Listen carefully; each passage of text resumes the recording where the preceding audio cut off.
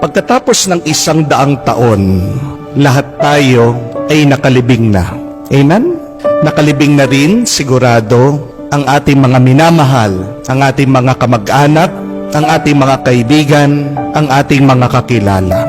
At pagkatapos ng 100 taon, iba na rin ang mga tao na nakatira sa ating mga bahay, sa ating mga tahanan na kung saan pinaghirapan nating pagawa at patayo.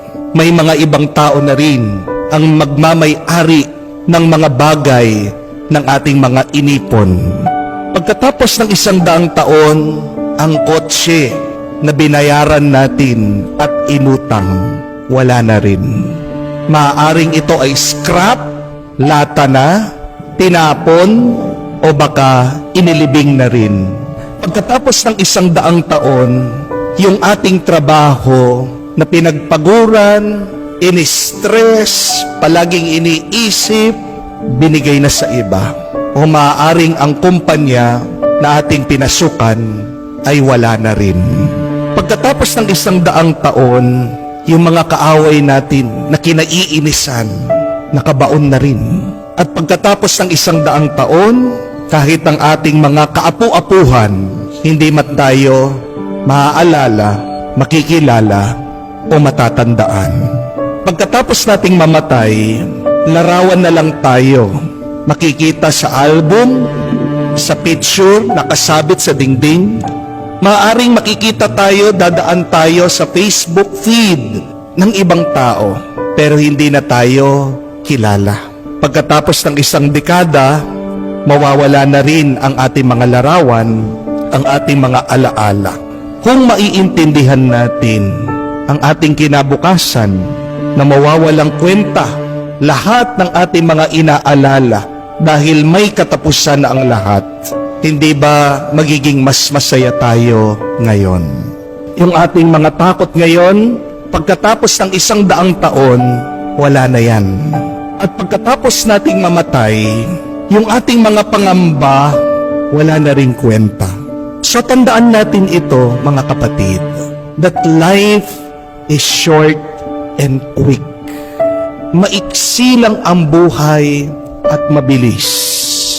Lalong-lalo na ito ay umiiksi at bumibilis dahil sa ating takot, pag-aalala at pangamba. Do not make your life shorter and quicker because of your constant worrying, panicking, and fearing. Baka sa huli, magsisi ka na inubos mo ang iyong buhay sa kakaisip at sa pag-aalala. Jesus is challenging us to live life to the fullest, to make most of our life here on earth. May katotohanan ang kasabihan that if it doesn't matter in 5 years, then don't spend 5 minutes on it. Kung walang halaga yan, walang kwenta, pagkatapos ng 5 taon, huwag mo sanang bibigyan ng 5 minuto sa kakaisip mo. Kaya din po si Jesus, palagi niyang utos sa atin, huwag kayong matakot, huwag kayong mangamba. Kasi ang ating mga problema ay mawawala din sa kinabukasan. We should not worry. Why? Because as Jesus explained, we have a loving God, the Father in heaven, who loves us deeply. And since we have a God who takes care of us, who provides for our needs every day, why should we spend 1 second worrying? Sabi nga ni Jesus, kahit na ang mga hayop na lumilipad, mura lang na binibili, ay hindi pinapabayaan mamatay ng Diyos. Tayo pa nga mga tao na ginawa sa muka at wangis niya.